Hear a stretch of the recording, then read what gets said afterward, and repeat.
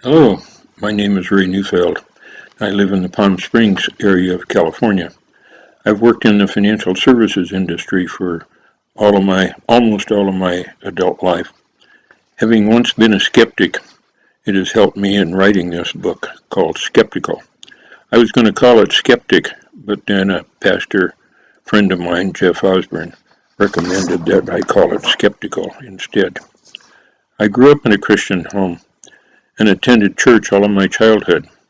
I even prepared for the ministry, and after college attended seminary in the San Francisco Bay Area. It was a very liberal seminary, and that's where my faith got washed out.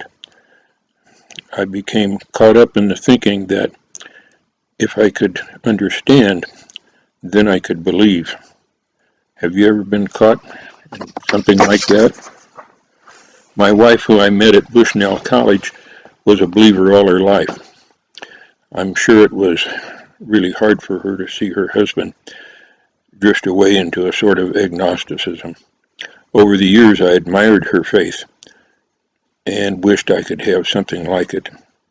Fortunately, she saw me return to the faith prior to her transition to heaven. It was a pastor in Santa Maria, California, who helped get me back on track. I've read the Bible through more than once in my lifetime. One day when I got to thinking, I was wondering, what would it be like to have been in Nazareth when Jesus was growing up? And I began to think about somebody who would be his next door neighbor. And I'm sure it was God who put those thoughts into my mind.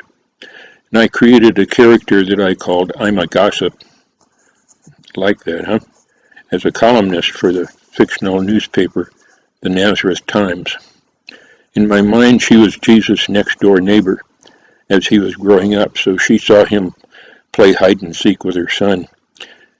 She watched him work with his father Joseph as a builder.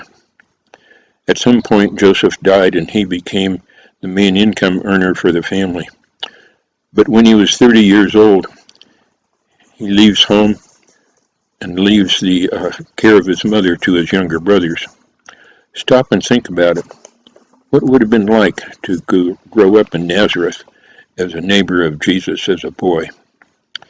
That would give you a different perspective than the people in Capernaum, for example. The people in Capernaum watched him perform miracles, but there is no record of Jesus performing miracles in Nazareth. Ima hears these stories about Jesus doing all these things, and she writes about them in her column. She writes always from a skeptical point of view, because she hasn't seen it. For example, she hears about Jesus casting out a demon, and thinks maybe he's a psychic.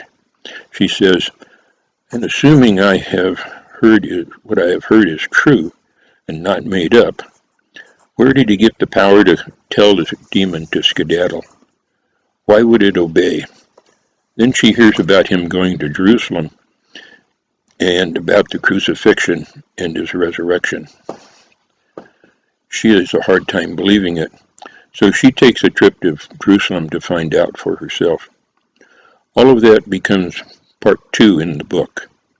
I now turn to the first part of the Bible, known as the Old Testament, and write about skeptical people there. For example, Abraham's wife, Sarah, was a skeptic, so she gets her own chapter. Then there was a skeptical warrior named Gideon, who asked God to prove that he really was God, not just once, but twice, before he was willing to do what God told him to do. The Bible is full of all of these wonderful stories that we have, and when we read them, they're basically a skeleton of the story. And what I do is to flesh it out. Take the story reference and flesh it out. And then I give the biblical reference at the end of each chapter, so you can go look at that biblical reference yourself. And I give you a question at the end of the chapter so that you can have something thoughtful to chew on.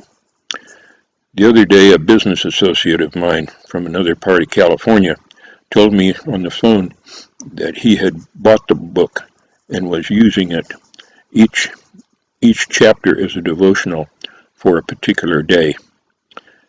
The chapters are only 2 or 3 pages long, so it lends itself very much to this approach of being able to use it as a devotional book. I hope that you too will enjoy reading it and find it inspirational.